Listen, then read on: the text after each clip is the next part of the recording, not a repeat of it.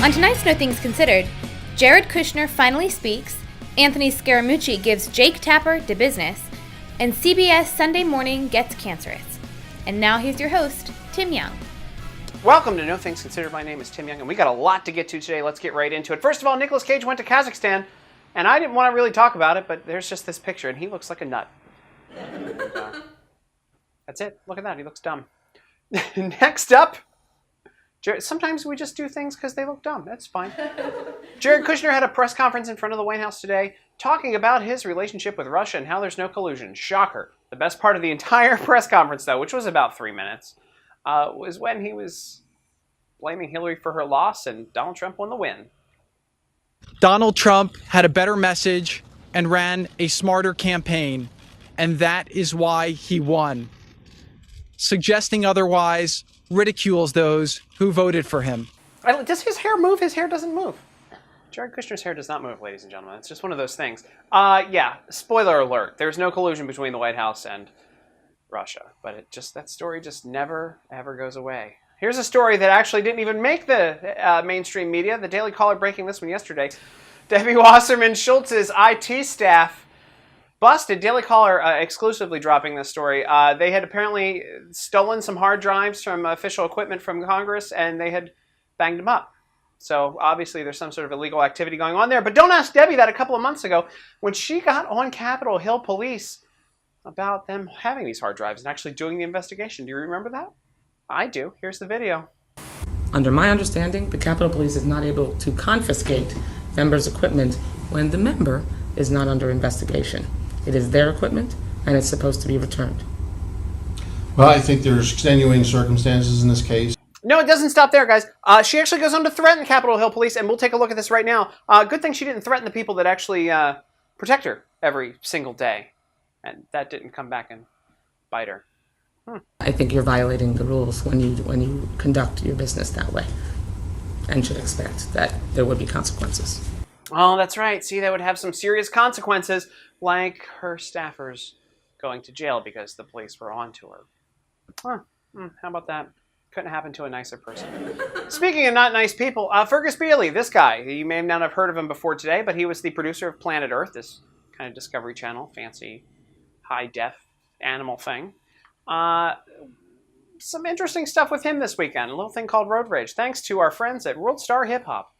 Nobody yelled World Star because it was filmed in Britain, but that's what you're supposed to do when you get things on World Star Hip Hop. You have to yell it while people are getting beat up. Let's throw to this video of this guy who really looks like he's in the wild, like a lot of the animals that he focused his documentary on. You said you want us dead! I do want you dead! You're under a citizen's arrest! Put your hands on the car! And get ready to die! You're under a citizen's Simon, arrest! I'm not opening the door! You're under a citizen's arrest! You're under a citizen's arrest! And I'll tell you what, you are too! It's like Oprah.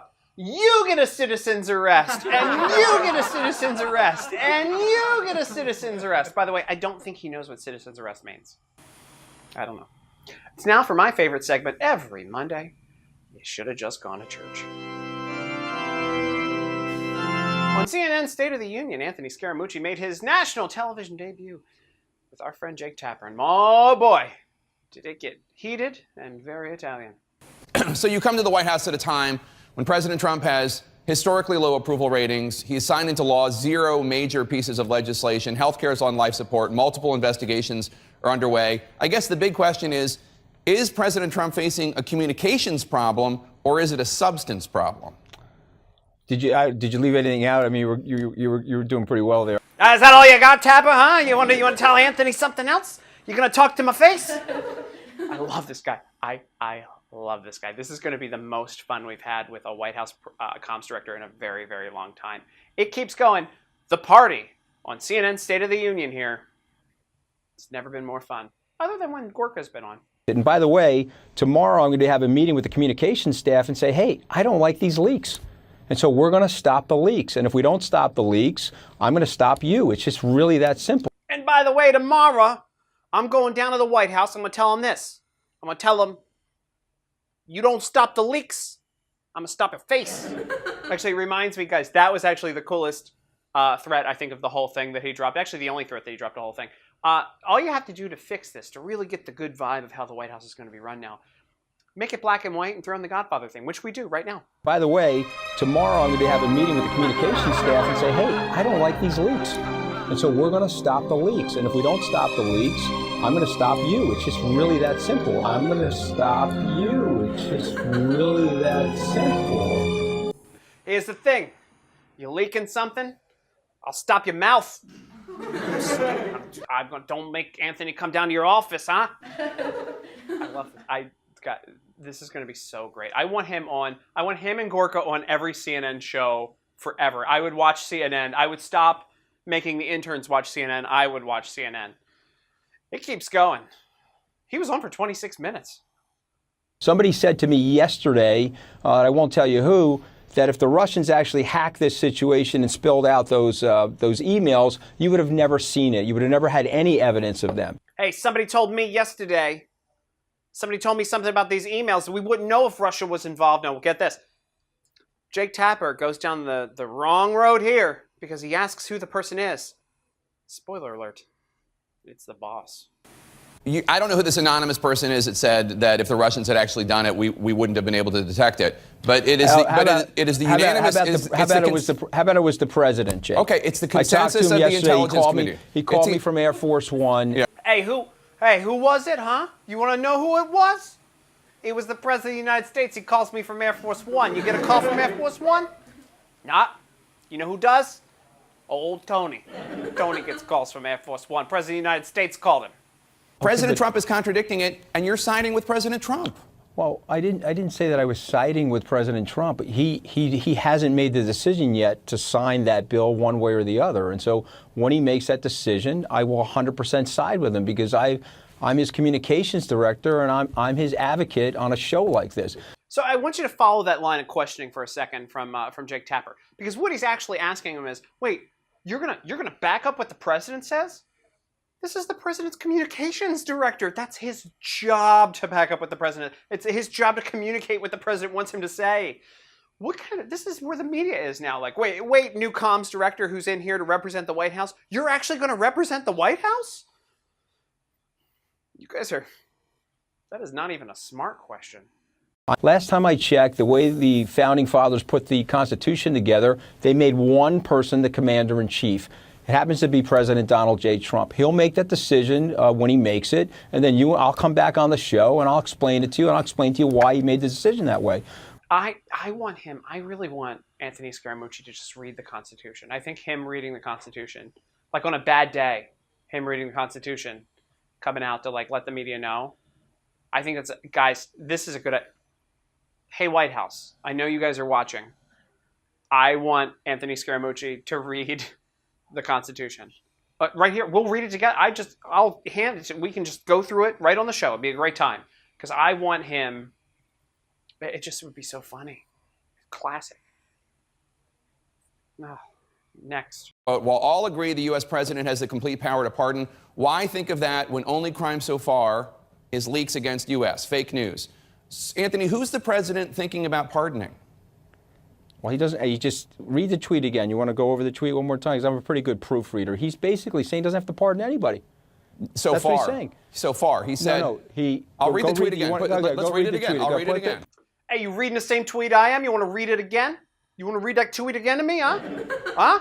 You telling Tony you can't read a tweet? Guys, so I can't get enough of this. I can't get enough. It's so much fun to watch. By the way, if you take a look at the tweet, which is frozen now next to me, the president really doesn't say that he's going to pardon anybody. He literally says, look, there's nobody to pardon. The real crime here is leaking. So with all the rumors of him potentially pardoning people and causing a shakeup and making things even more controversial than what they are, they aren't. And they're trying to make a story out of nothing. But you're not going to get that past old Tony. He keeps on going down that road. Shame, shame, shame, Jake Tapper. Hope you learned your lesson. Let's cut through it all, okay? You and I right here, let's cut through it all. You're basically saying that tweet is suggesting that the president's going to pardon himself and every one of his family members. I asked you. What are you suggesting? I'm saying he's not going to do that. No, Anthony, I am suggesting one thing. The president tweeted about pardons. And I'm asking you, who's he thinking about pardoning? That's all I'm suggesting. I think he should. I really think Scaramucci needs to go on the road with Gorka. They could do a 1-2 punch on all these shows. So you got one side, he goes, "You talking to me? Can you read this? Can you? Donald Trump ain't gonna do anything wrong." And then Gorka's like, "Your ratings are worse than Nick at Night." And then he can make like goulash, which he did on Fox and Friends a year ago. We got that video, by the way. Gorka making goulash on Fox and Friends. It's coming. It's coming. This interview keeps going though. And whew, it gets better. Truth of the matter is that the president's not going to have to pardon anybody because the Russian thing is a nonsensical thing. I was there early on in the campaign. I didn't have any interactivity with Russians. I didn't see anybody have any interactivity with Russians. It is a complete bogus and nonsensical thing. And this is the stuff that happens in Washington I honestly don't like. It's Scandals Incorporated. I used to watch Kids Incorporated all the time as a kid. It's the same thing. Just they grew up. That's what it is. But guys, really, I'm glad that somebody from the White House is finally saying over and over again that this is a nonsensical non-story, because that's where it needs to be, so we can get back to business as usual in Washington, D.C., and maybe, pass the health care law. But you guys have to manufacture these scandals to take the president off of his agenda. We're going to put the president right back on his agenda. Exactly. He's going to get back on the agenda. They're going to beat down this Russia story, which has been going on and on with no evidence and no conclusions that there's collusion between the Trump campaign and Russia, which I have said 1,000 times on my own show. This is episode 51, by the way. I've said it like 3,000 times in 50 episodes. It's old. And now, hopefully, they will repeal and replace Obamacare. And don't forget about that wall. The wall thing. But does the White House believe? Time out a second. Let me restate that. I said no. I didn't see anybody do that, and nobody in my knowledge for the last year. But my point is, just because you didn't see it doesn't mean it didn't happen. You didn't see that one, and that one happened. I agree with that, but that was a ridiculous nothing meeting. Okay. Time out, everybody. I just wanted to do that. We can do that now. This is great. He keeps calling it nothing. He keeps saying that this is nonsensical. This is exactly what needs to be going on. He's cutting through the questions that are tough. It's exactly what this White House needs to be doing and needed to be doing for, the past 6 months? I was going to say 6 years. Feels like 6 years. The past 6 months. So, kind of exciting. Not for Jake Tapper, though. Read the tweets that you spent the weekend deleting that were pro-gun control, pro-action on climate change, and they'll think, wow, this guy's willing to suppress everything he believes in order to get close to power. What is your answer? What is your answer to that? That's a ridiculous Washington sort of narrative, right? That is, number one, it's totally not true. Number two, all I'm doing by deleting the tweets is sending people a message. Here's what I hate about. I hate a lot of things about Washington, but we only have a 1-hour show. Anthony, listen, man. Now I know I've been making fun of the accent and the whole behavior thing, but if you want to come in here for an hour and talk about all the things you hate about Washington, D.C., we can trade notes. I hate Washington. You hate Washington? I think a lot of people who are in Washington hate Washington, D.C. I'm excited about that. I'd like to hear him maybe just get on and read off a couple of bullet points every time he's on CNN what he hates about Washington, D.C. But everything is micromanaged here in D.C., and everything is like they're looking for every little error that anyone makes. If you delete tweets, you delete tweets. If you flip opinions on things, great world leaders have flipped opinions on things, and he hits that right now. But let me tell you one of the things I really hate about Washington. We have this political purity test on policy. And so if I'm for something and then I'm against something, then all of a sudden I'm a hypocrite. Yet some of the greatest leaders known to mankind, Winston Churchill started out as a liberal and then he became a conservative. Ronald Reagan started out as a Democrat under FDR and then he became a conservative. And so some of the smartest minds and some of the smartest political leaders have changed and evolved and adapted their opinion. Makes sense. There it is. People do flip-flop. I mean, nobody ever said anything about Mitt Romney, who flip-flopped on every major issue, by the way. I did a study on that a couple of years ago. Every major issue Mitt Romney flip-flopped on. There wasn't a single issue that he did not flip-flop on. But nobody ever complained about that. Whatever. Hillary Clinton flip-flopped on lots of issues. Barack Obama flip-flopped on lots of issues. The media would never pick up on that. They like them. So this kind of questioning from the mainstream media and the left is what's pushing more and more people to Trump. And Anthony knows that, and so he offers to console CNN with their 2020 future sadness. Again, Jake, he's going to win again. I'll bring a box of Kleenex over here to CNN. We don't need Kleenex. 2020. He's going to win again, Jake. And he leaves this interview by insulting Jake Tapper's makeup. And you didn't think it was going to go there. But you don't mess with Tony. Because Tony Tony will mess with you back. The only thing I asked Sarah, if you're watching, I love the hair and makeup person that we had on Friday, so I'd like to continue to use the hair and makeup person. All right, Anthony, you can always swing by CNN. We have hair and makeup here if you ever need it. You got a lot on today, and you look very tan, Jake. You look tan and refreshed. Look at that. Look, he ends up just compliments him for wearing too much makeup and looking fake tan. Fantastic. What a good guy. You don't mess with Tony. He's going to mess with you. He's going to defend Donald Trump. You're not going to mess with this administration. We're going to get back on track. I'm not going to stop doing that terrible accent, by the way. It's a thing. Until he comes on here and probably puts me in a headlock himself or has one of my fingers cut off. I'll be making fun of him. And I would be remiss not to talk about our friends on Sunday morning, our favorite Sunday morning program, CBS Sunday Morning. Let me tell you guys, CBS Sunday Morning is Baby Einsteins for elderly people or Reader's Digest on TV. You pick it. Anyway, if there's one thing that old people love, it's just nonsensical news or talking about death and cancer. And oh boy, unfortunately this week, John McCain was diagnosed with brain cancer. And we do really hope that he recovers from that. And that is an awful thing. But CBS Sunday Morning, like your elderly grandparents, when they hear about cancer, they can't let it go.